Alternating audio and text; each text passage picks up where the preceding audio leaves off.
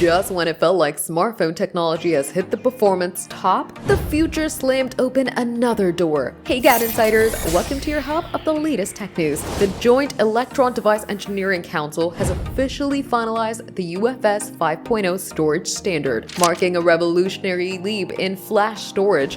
And it's not just for phones. Whether you're using a flagship smartphone, running intense AI models, or relying on edge computing, UFS 5.0 is set to change the game. This new standard doubles the performance of UFS 4.0, delivering a jaw-dropping 10.8 GB bandwidth compared to previous already impressive 5.8 GB. That means we'll get super fast data transfers, near instant app launches, and a serious performance boost for AI-heavy workflows and machine learning. But it's not just about speed. UFS 5.0 adds other upgrades as well, including link equalization for rock-solid signal stability and a dedicated power rail to reduce noise interference, a must for consistent performance. And if you're concerned about security, inline hashing's also been added, providing built-in protection against data corruption and tampering. Want to make it even better? Backward compatibility is here. Manufacturers won't need to overhaul entire platforms to adopt UFS 5.0. It'll smoothly slip into devices already supporting UFS 4.0, making rollout easier and faster. Although JEDEC has completed the technical specs,